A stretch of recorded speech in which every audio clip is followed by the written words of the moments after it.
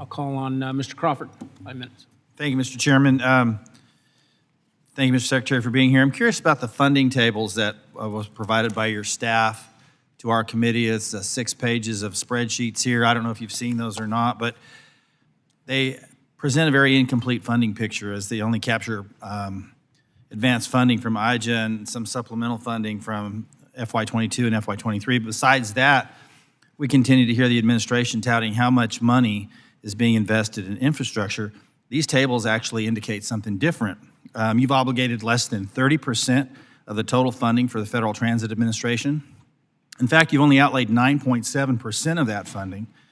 Less than 3% of the money for the Federal Railroad Administration has been outlaid.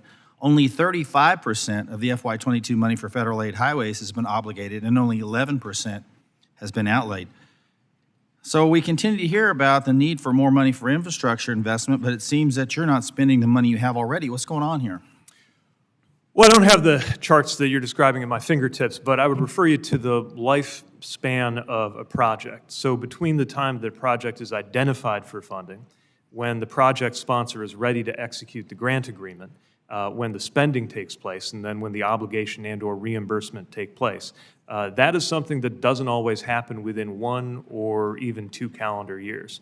Now, for our part, we want to do everything we can to make sure that any part of that timeline that's under our control is swift. But of course, that also depends largely on the readiness of project sponsors. So there is often a lag, 1, 2, 3, sometimes more years between when funding is appropriated and authorized and when those dollars had been assigned to a project. But again, yes, but in the interim, the obligation of those funds, which we're also seeing a significant amount of funds that aren't obligated, let alone outlaid. So I understand the time lag, and I get that completely based on the timeline for appropriations versus the money actually being there.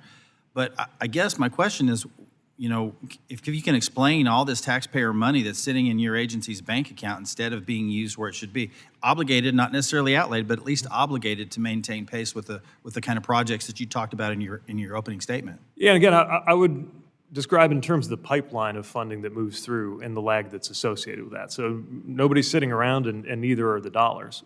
But the gap between the fiscal year in which it's authorized or appropriated and the moment when that construction takes place, that's very real. And of course, it depends on the project, right?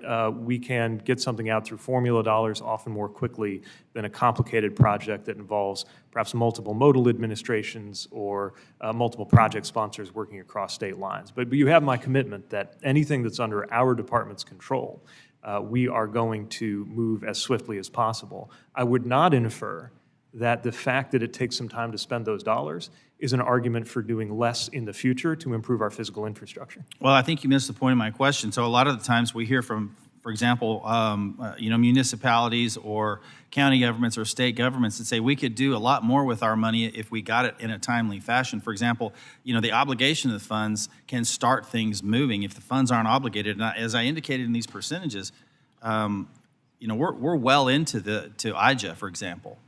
And we still have a significant amount of money that hasn't even been obligated, let alone outlaid. So, I hope you'll consider that, because the feedback that we get from home all the time is, where's the money? And it appears that you have quite a bit of it in your account based on the spreadsheets that your staff's provided for us. But let me move on to something else. The Federal Highway Administration announced a notice of proposed rulemaking to require states and MPOs to establish a new performance measure with declining targets for carbon dioxide and to measure and report greenhouse gas emissions associated with transportation under the Federal Aid Highways Program. This was done despite the department having no authority to impose such a requirement. In fact, a greenhouse gas performance measure requirement was specifically omitted from IJA. How can you claim that imposing a GHG performance measure is consistent with the law or the intent of Congress, given that it was considered and specifically excluded from IJA? Because under the law as written, we have the authority to implement performance measures. And just because Congress did not require it of us does not mean that we're not able to do it. Now, we believe this is consistent with other instances in which Federal Highway Administration or other operating administrations have developed performance measures, whether on safety or other domains. And I want to emphasize that this is not a mandate. It doesn't set a target for states. We're simply requiring that there be some kind of measurement of the performance of something that relates to the impact of how the federal taxpayer dollars we're sending I are would going to argue that the affect the states people who live in perceive that those as a states. mandate based on your implementation of that, and what other action are they supposed to take? I mean, given the fact that you don't have the authority and yet you're continuing to leverage that and put that on the states. My time is expired, so I yield back.